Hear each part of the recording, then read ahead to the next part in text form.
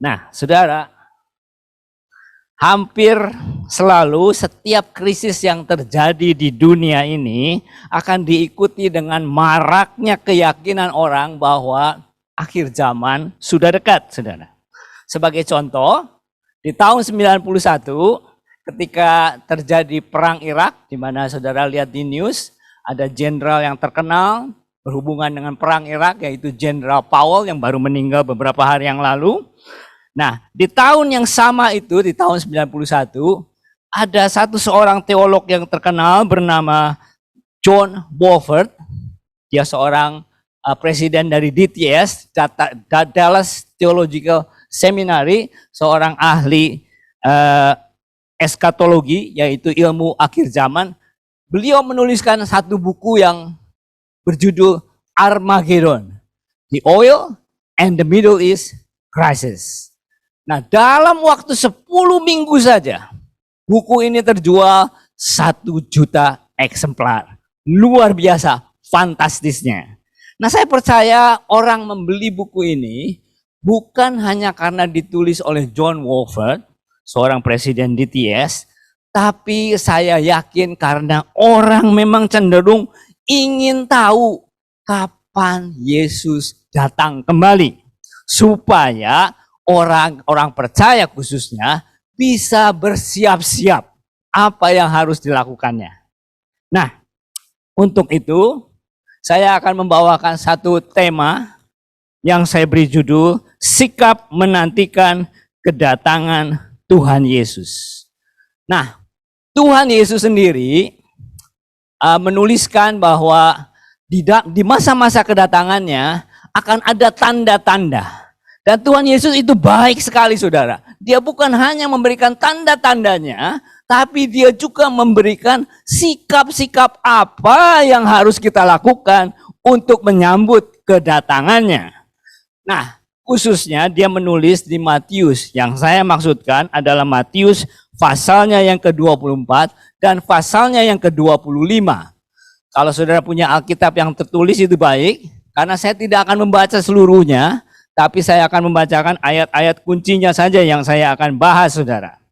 Nah, kalau saudara membuka di Matius pasal yang ke-24 dan ke-25, Yesus di dalam khususnya memberikan peringatan-peringatan. Apa yang orang-orang percaya harus lakukan, dia memberikan dengan perumpamaan. Dan di situ ada 5 perumpamaan yang dia berikan sebagai peringatan apa yang harus kita lakukan sewaktu kita menantikan kedatangan Yesus, sehingga di dalam waktu menantikan itu kita mengisi waktu itu dengan efektif dan dengan baik, saudara. Nah, yang saya maksudkan di dalam Matius pasal yang ke-24 dimulai dengan ayat yang ke-29 sampai ke-24. Di situ ada perumpamaan yang pertama, saudara. Perumpamaan yang pertama adalah perumpamaan tentang pohon ara. Saya bacakan 2 ayat saja. Tariklah pelajaran dari perumpamaan tentang pohon ara.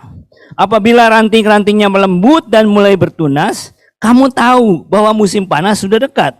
Demikian juga jika kamu melihat semuanya ini, ketahuilah bahwa waktunya, artinya kedatangan Tuhan Yesus, sudah dekat, sudah di ambang pintu.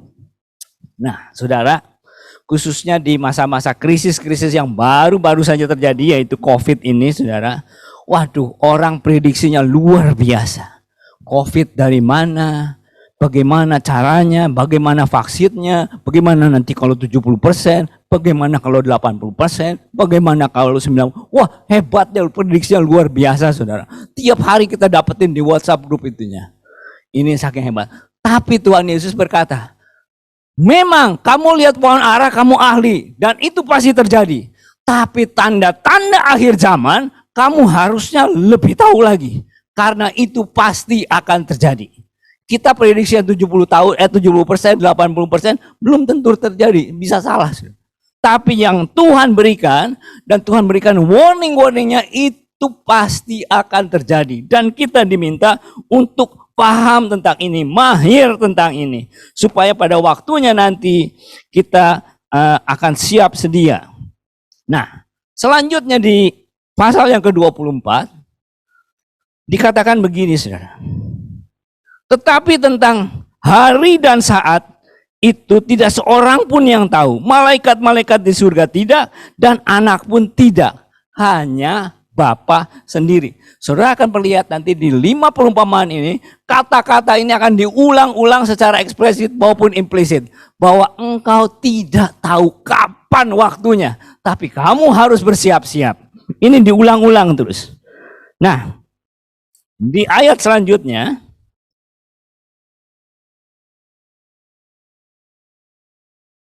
ya, di pasal yang ke-24, Yesus menyambung lagi.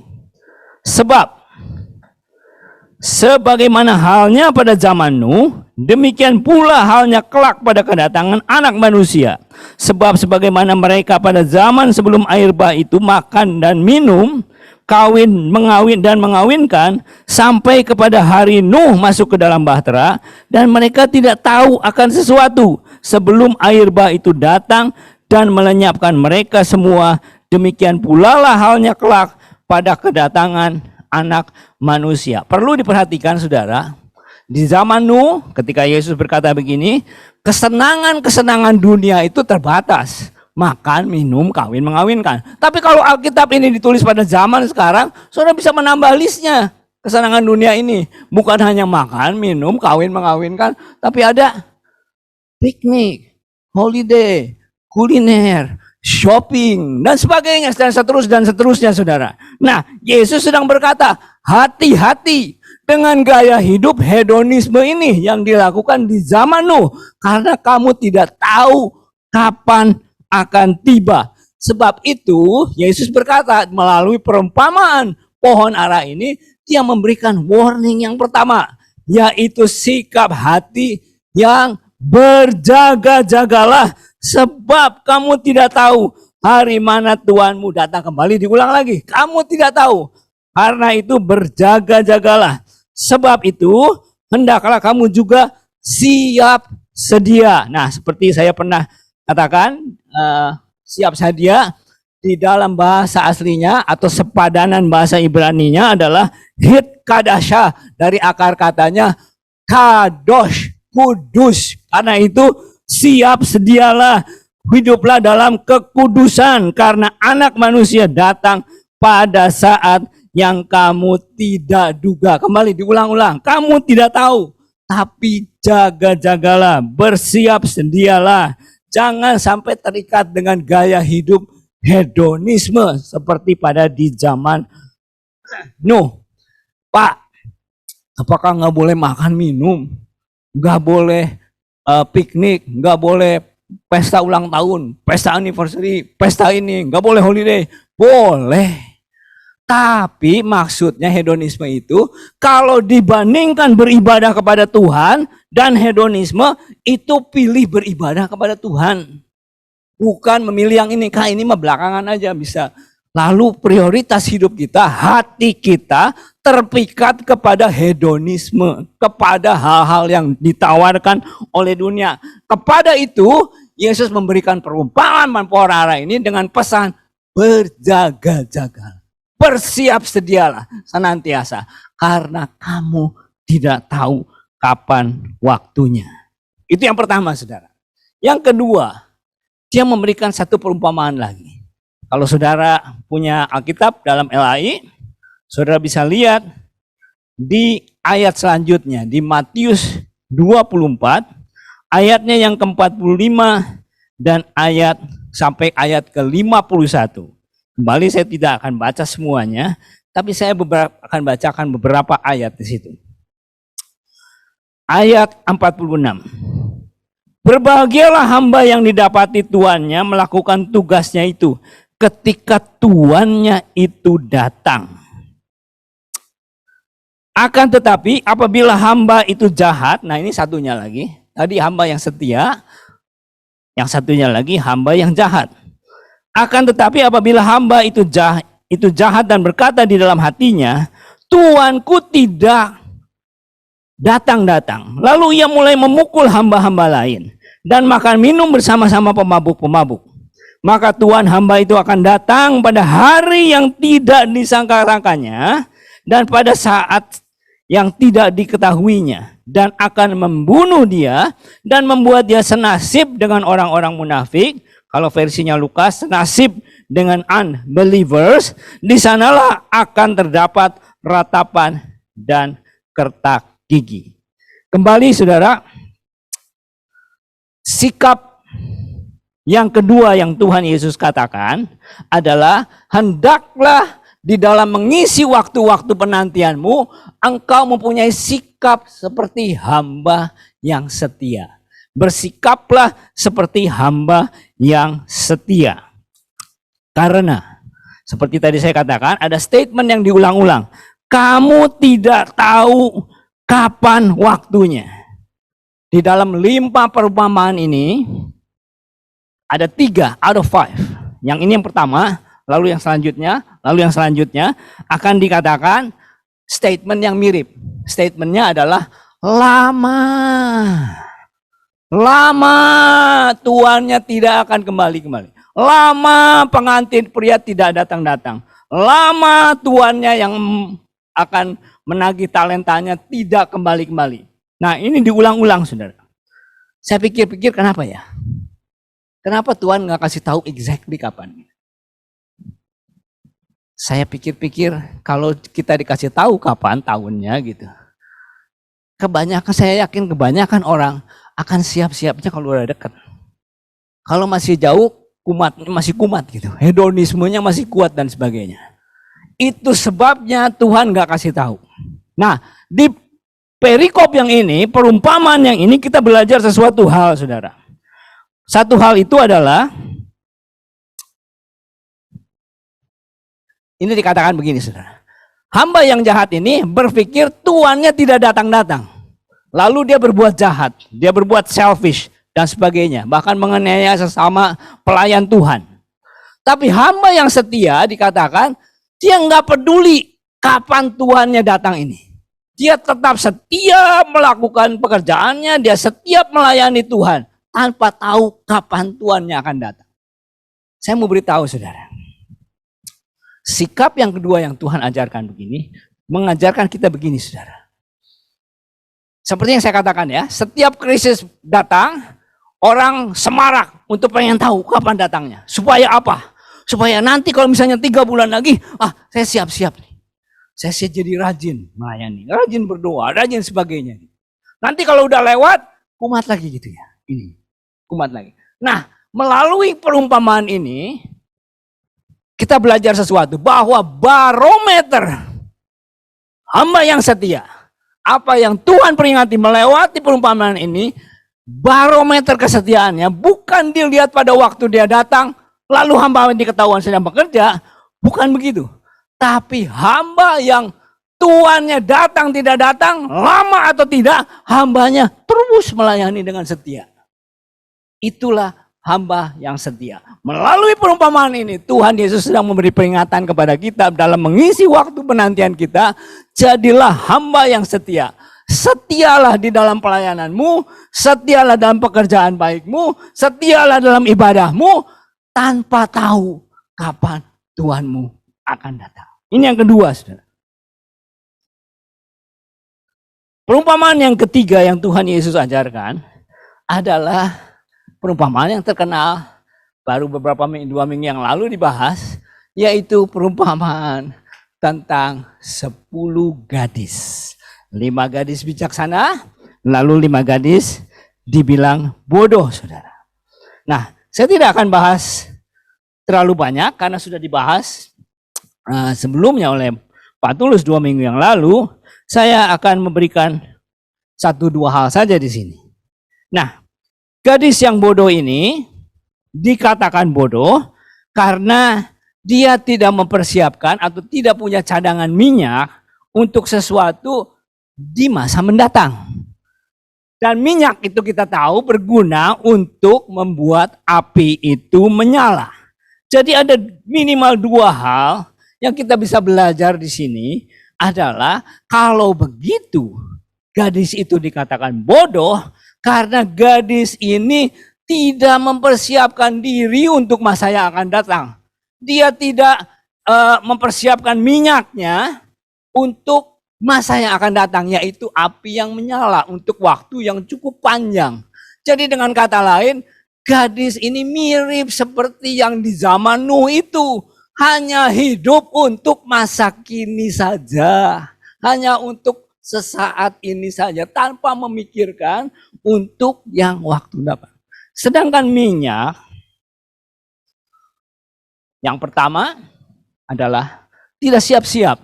Tidak tahu bahwa ini akan lama, kau harus persiapkan untuk masa depanmu.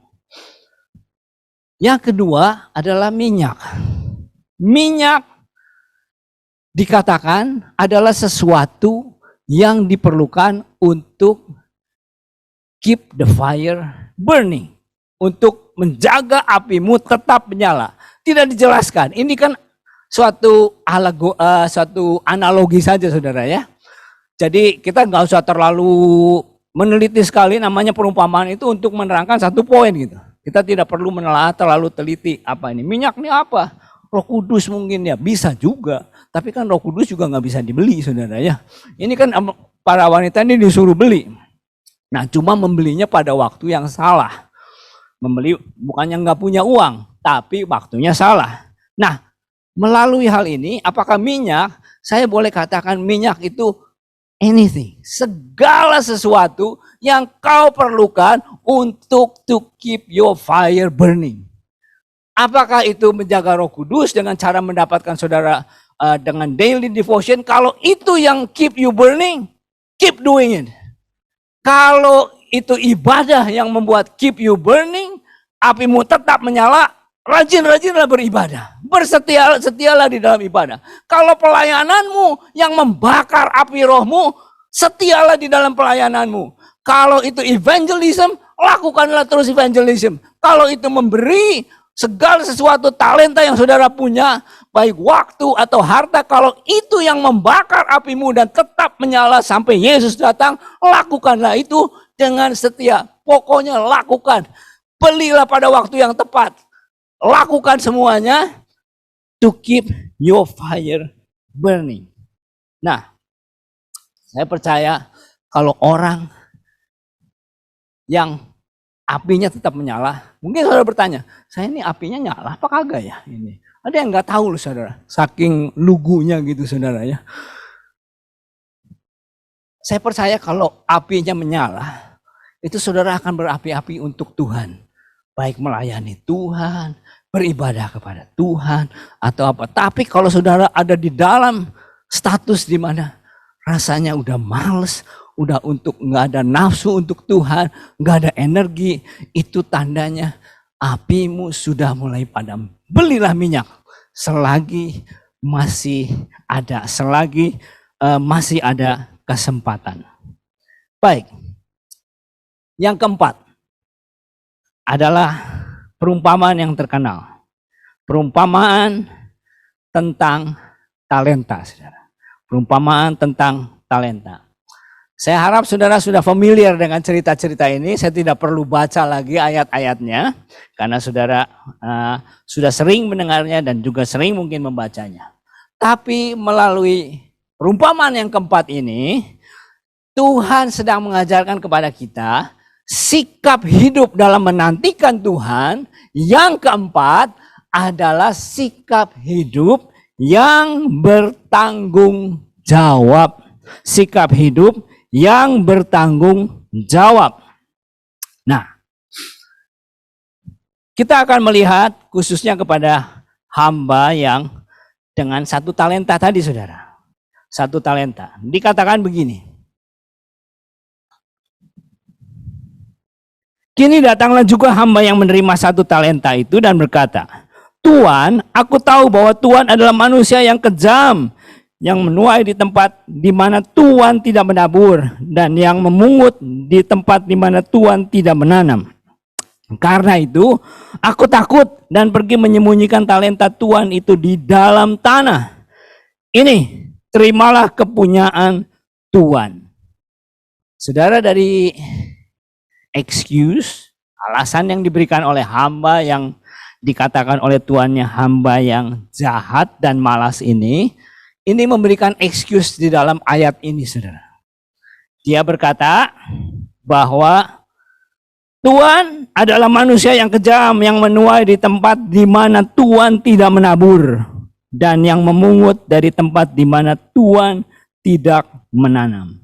Dari ayat ini, saya memetik minimal ada dua hal, saudara. Ada dua hal yang akhirnya menyebabkan dia dicampakkan oleh tuannya. Dua hal ini adalah, yang pertama, ini hamba yang suka blaming.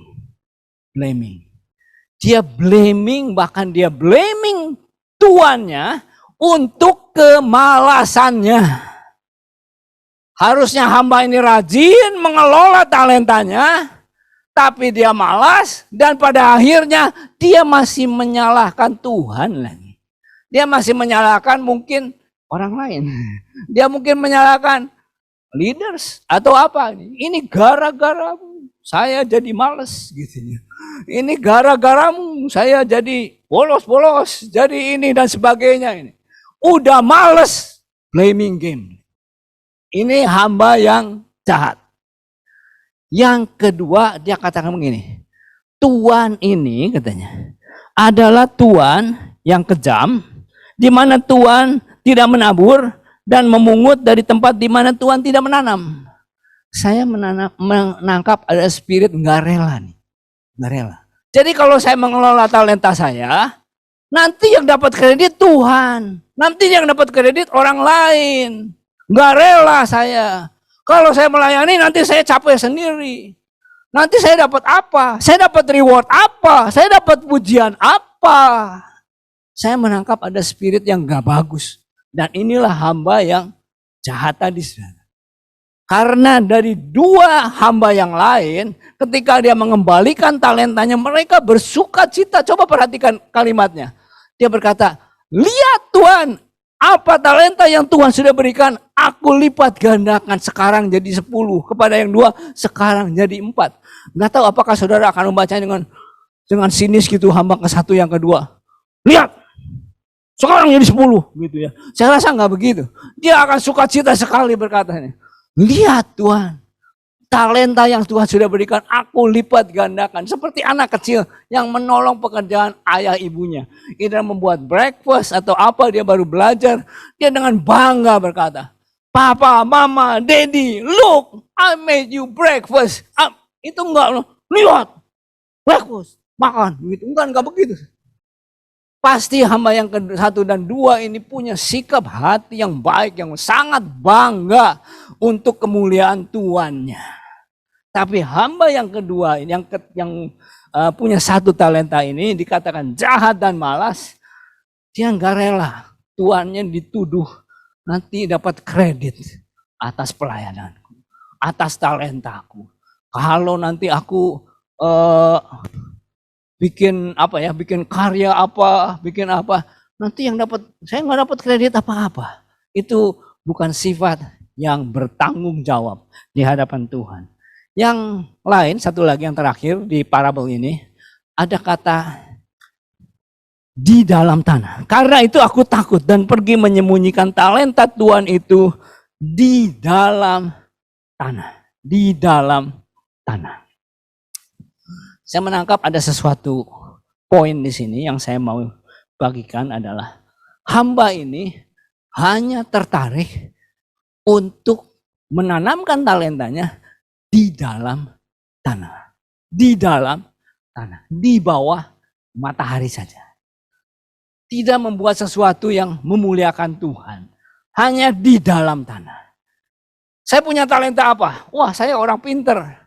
Saya jago bisnis. Saya bisa menghasilkan uang. Saya dokter. Saya bisa menghasilkan uang. Saya ahli ini, ahli itu menghasilkan uang. Lalu saudara itu buat apa? Ya uangnya buat investasi saya. Untuk kekayaan saya saja. Itu namanya di dalam tanah. Di dalam tanah. Apakah berarti kalau kita berikan talenta dalam bentuk uang, tidak boleh dilipat gandakan? Justru harus dilipat gandakan. tapi dipakai untuk kemuliaan tuannya, pemilik dari talenta itu. Tapi kalau di dalam tanah saja artinya hanya dipakai untuk sendiri saja. Akhirnya apa ya? Udah diwarisin aja nanti ke selanjutnya dan sebagainya. Semua kepintarannya, semua talentanya, semua kebiasaannya hanya untuk saya sendiri di dalam tanah saja.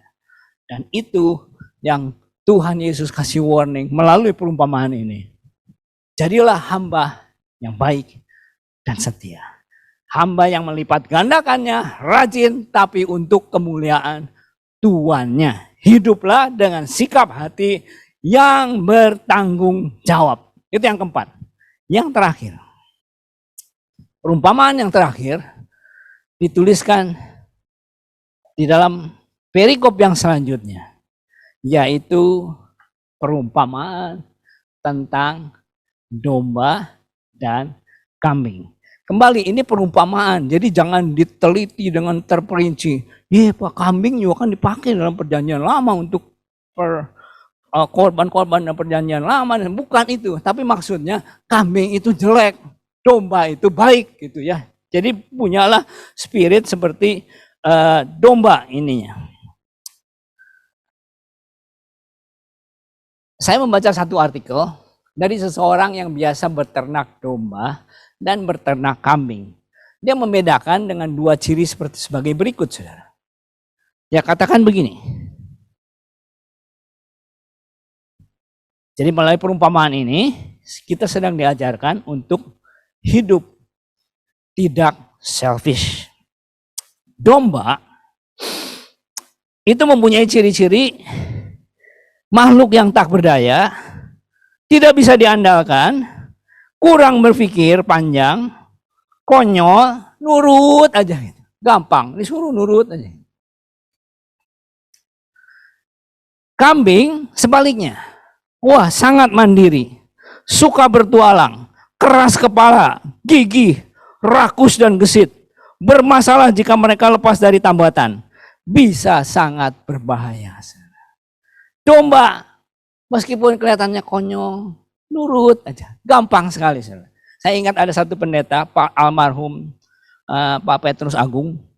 Dia waktu kecil itu tetangga muslimnya suka merayakan perayaan-perayaan muslim itu yang korban itu ya. Idul Adha ya. Jadi ada dua jenis hewan yang dikorbankan, domba dan kambing. Itu bisa dari suaranya dia nggak usah lihat, dia bisa tahu tuh. Yang mana domba, yang mana kambing. Kalau domba itu nggak ada suaranya, digiring itu. Tapi kalau yang menjerit-jerit histeris, nah itu kambing pasti. Saya bukan berarti sebagai gembala akan menyembelih saudara. Tapi maksudnya kepada Tuhan kan kita kan mempersembahkan seluruh hidup kita kepada Tuhan kan. Tapi kalau seandainya kita ini banyak protes yang keras kepala dan sebagainya, nah ini. Melalui perumpamaan ini kita diberi peringatan. Jadilah pribadi-pribadi yang tidak selfish. Dengan kata lain, domba dia punya karakteristik penurut. Sedangkan kambing selfish. Seperti saudara lihat di perumpamaan itu, kalau saudara lihat, karakteristik selfish ini dinyatakan dengan tidak mau memberi. Kepada yang kelaparan, mereka nggak peduli. Kepada orang asing, tidak memberi tumpangan. Kepada yang sakit, mereka nggak peduli. Yang di penjara, mereka juga nggak peduli. Nah, tentu ada beberapa interpretasi. Karena dikatakan, ayat ke-40, Raja itu akan menjawab mereka. Aku berkata kepadamu, sesungguhnya segala sesuatu yang kamu lakukan untuk salah seorang dari saudaraku, saudara Yesus, yang paling hina ini kamu telah melakukannya untuk aku. Nah, ada yang interpretasi secara letterlek. Oh, ini orang Yahudi karena saudaranya Yesus. Tapi bisa ya, bisa enggak. Tapi saya lebih cocok kalau saudaraku adalah saudara-saudara seimannya, yaitu kita. Jadi kita yang nomor satu dulu prioritas, baru yang lain keluarnya ini. Jadi kita diperintahkan melalui parabel ini, dalam menantikan kedatangan Tuhan, punyalah hati yang berbelas kasihan. Jangan selfish, terhadap saudara seimanmu. Bagi yang kelaparan, yang kesusahan, tolonglah. Bagi yang orang asing, memberikan tumpangan. Bagi yang sakit, datanglah menghibur. Kunjungi penjara, kemungkinan besar ini karena di penjara karena imannya, bukan karena penjara membunuh, memperkosa dan sebagainya gitu ya saudara ininya. Tapi itu pun kalau saudara datangi nggak ada salahnya. Baik juga saudara ya, supaya orang itu bisa bertobat dan terhibur.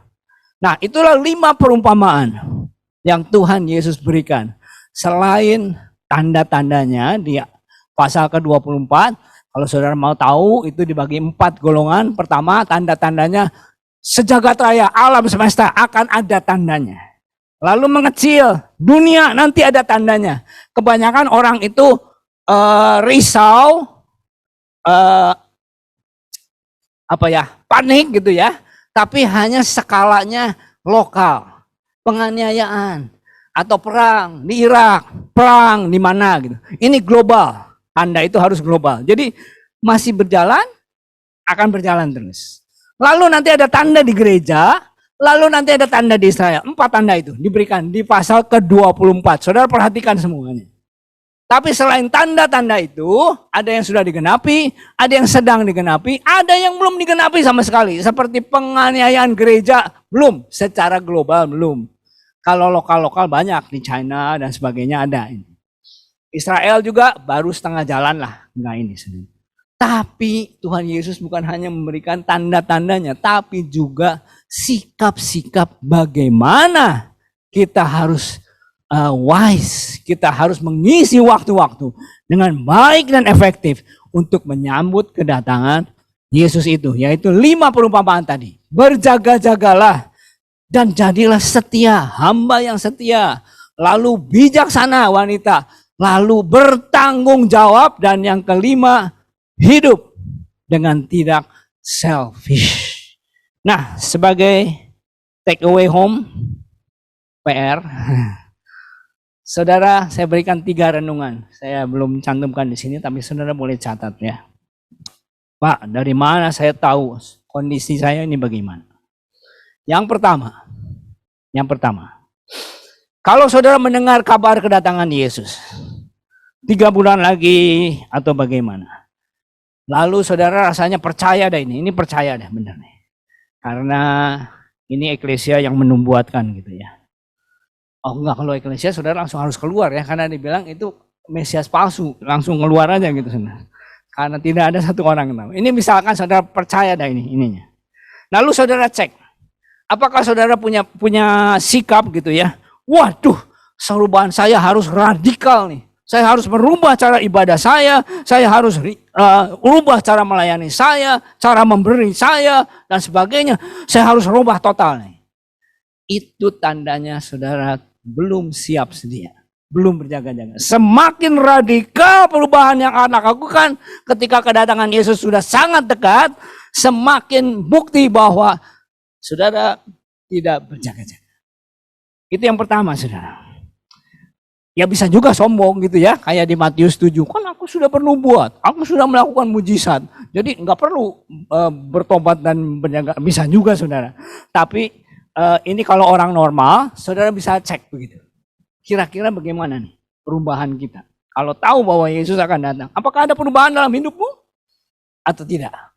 Kalau radikal sekali perubahan, itu menunjukkan satu, bahwa saat ini kita ada dalam stage yang tidak berjaga-jaga. Yang kedua, ketika mendengar kabar bahwa Yesus akan datang segera nih, hanya beberapa bulan, posisi kerohanian saudara ada di mana?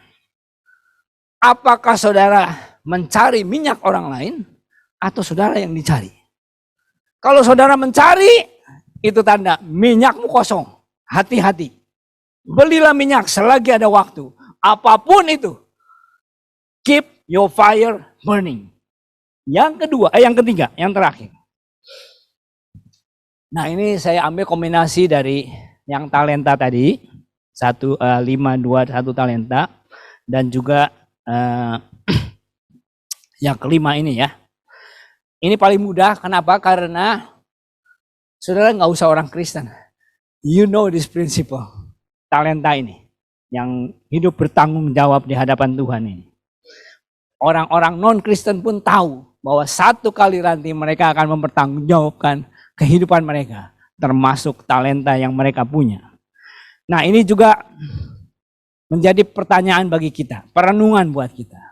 Saudara akan temukan sering di kalangan orang-orang istilahnya in the dying bed, dalam sakit yang sudah parah sekali ya, sudah parah sekali. Mungkin masih ada harapan, mereka masih berdoa. Dan di dalam harapan, dalam doa mereka itu, dalam hati atau terkatakan tapi tidak terkatakan, mereka akan berkata begini, Tuhan, kalau saya disembuhkan, lalu titik-titik ini, saya akan melayani lagi, saya akan setia kembali, saya akan memberi lagi, saya akan berikan hidup lebih lagi. Nah, ini juga tandanya. Dari doa itu, doa di dying bed itu, ketahuan apakah orang ini berjaga-jaga atau tidak. Dari wishnya ini. Saya sudah dengar berkali-kali orang, setelah dia udah mau operasi jantung atau apa, wah dia beri sumbangan yang besar sekali. Atau bahkan udah meninggal nih, keluarganya kasih 2 triliun gitu ya ini, supaya membeli jasa gitu saudara. Nah, saya mau katakan itu menandakan bahwa orang-orang seperti ini tidak siap siaga. Perlu saya tekankan sekali lagi saudara. Matius yang kita bahas ini adalah salah satu Injil. Saudara tahu ada 4 Injil. 2 Injil ditulis kepada orang percaya. 2 Injil bukan untuk orang percaya. Ada yang tahu? Yang mana 2 dan 2?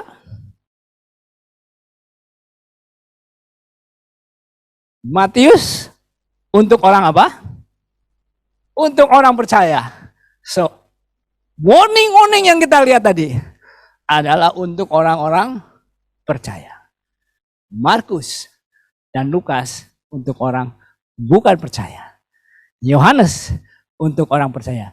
Jadi kalau saudara punya orang yang gak percaya, jangan kasih Injil Yohanes, mabok dia saudara. 1-2 pasal juga sudah nyerah dia. Sedangkan saudara berharap-harap supaya dia masuk ke pasal 3. Mudah-mudahan bisa sampai ayat 16. Yohanes 3 ayat 16. Padahal kalau saudara lihat ayat 3:16 itu untuk orang percaya, satu warning saudara. Untuk menghadapi hukuman bagi orang-orang percaya, bukan ayat penginjilan.